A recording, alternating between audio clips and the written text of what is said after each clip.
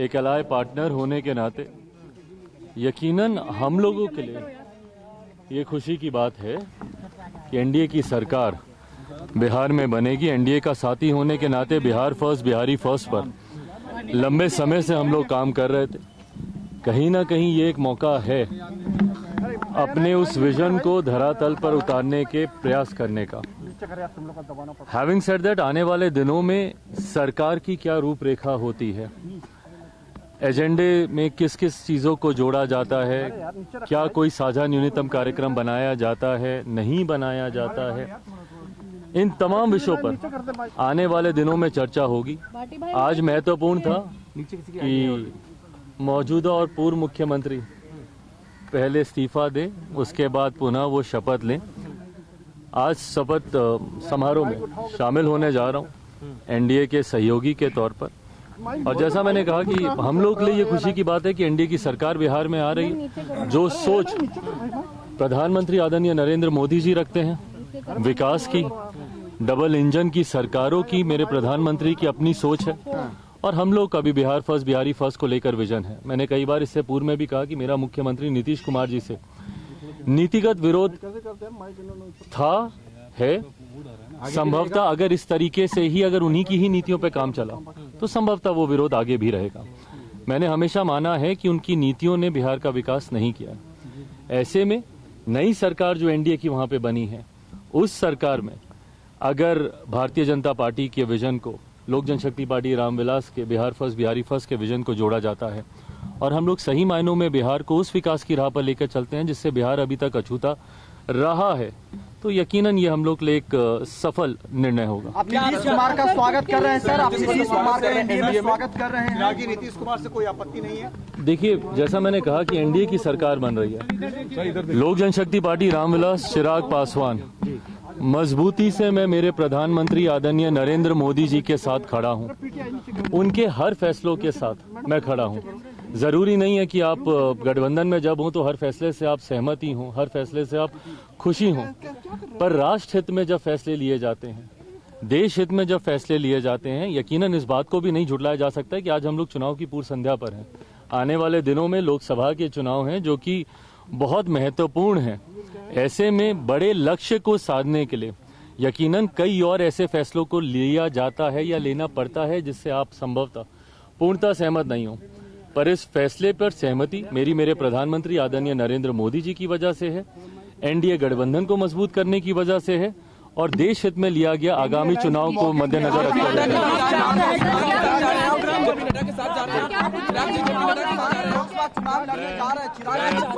पंकज, ये बहुत महत्वपूर्ण बात कही है चिराग पासवान की तरफ से। अब जो उनके स्वर हैं, जो उनके सुर हैं, वो स्वागत के कम और विरोध के ज्यादा नजर आ रहे हैं। आपको लग रहा है कि चिराग पासवान ने पहले ही संकेत दे दिए हैं कि ये गठबंधन बना तो है लेकिन सहयोगी बहुत खुश नहीं है?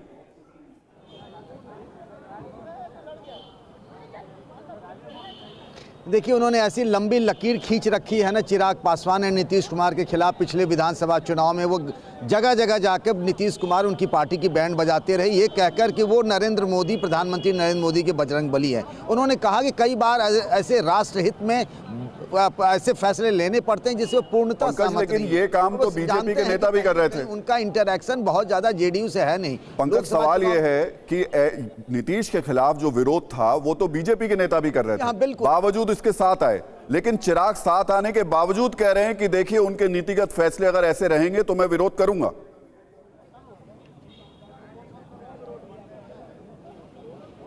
दोनों पार्टियों में फर्क है ना राहुल। ये तो चिराग पासवान अपनी पार्टी के सब कुछ है, सर्वे सर्वा है। यहाँ केंद्रीय नेतृत्व ने फैसला ले लिया और पगड़ी पहनकर ही सम्राट चौधरी चले गए नीतीश कुमार के साथ और थोड़ी देर में शपथ भी ले लेंगे। तो ये दोनों में फर्क है। और चिराग पासवान को जो सीटों का समझौता करना है वो बीजेपी के साथ करना है, वो बहुत ज़्यादा मतलब नहीं रखेंगे। इतनी लंबी लकीर उन्होंने नीतीश कुमार के खिलाफ खींच ली है, इसलिए वो अस्वस्थ, थामा, हथो, नरो व कुंजरों वाले फॉर्मूले पर साथ भी हैं और साथ नहीं भी दिखना चाहते हैं। लेकिन पंकज, एक और बड़ा सवाल ये कि जो बहुत देर से हम जिसके मुद्दे पर चर्चा करने की कोशिश कर रहे हैं कि बीजेपी और जेडीयू साथ तो आ रहे हैं, लेकिन दरअसल तो चुनाव लड़ना है 2024 का और बीजेपी को अपने संख्या बल को और बढ़ाना है, अपनी सीटों को और बढ़ाना है, जेडीयू भी अपने अस्तित्व को और बढ़ाना चाहेगा। वो जो ट्रांसफर होने की बात है एक बार फिर, क्योंकि आरजेडी भी जाकर सहानुभूति बटोरने की कोशिश करेगी, वो कितना आसान है और कितना मुश्किल?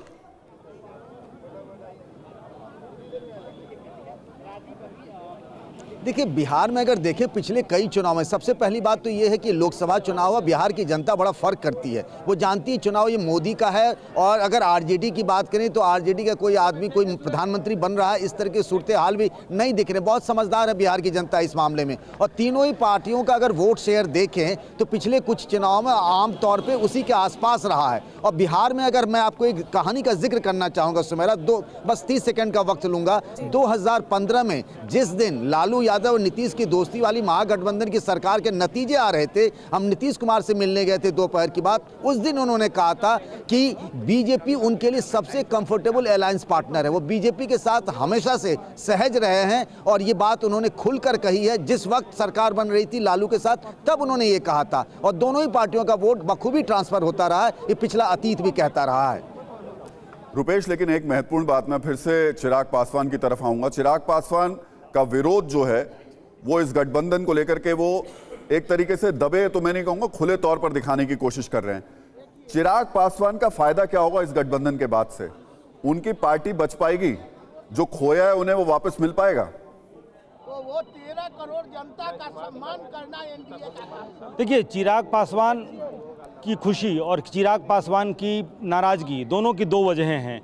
एक जो इस वक्त थोड़े से नाराज़ दिख रहे हैं वो ये कि उनको पहले लग रहा था कि वो जितनी सीटें चाह रहे हैं लोकसभा चुनाव में उतनी सीटें उनको मिल जाएंगी, लेकिन यहाँ एनडीए में सहयोगी बढ़ गए। नीतीश कुमार, जेडीयू जिनके 16 सांसद हैं, और 16 सांसदों के रूप में नीतीश कुमार ने पहले भी कहा है कि हम अपनी 16 सीटों पर कोई समझौता नहीं करेंगे।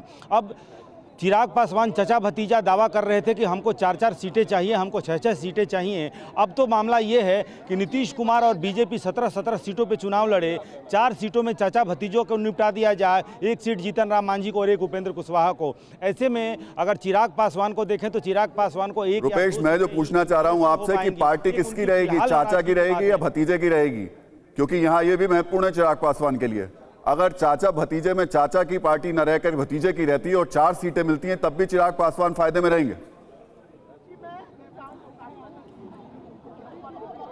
देखिए, फिलहाल बीजेपी की ये कोशिश होगी और नीतीश कुमार की भी कोशिश होगी कि चाचा भतीजा एक हो जाएं, और बीजेपी ये कोशिश लगातार करती भी रही है। तो मुझे लगता है कि सीटों के रूप में पार्टी भले न एक ना हो, लेकिन उनको एकीकृत रूप से सीट दिया जाएगा कि आप अपना बंटवारा कर लें, आपके 6 सांसद हैं, आप अपना बंटवारा कर लें।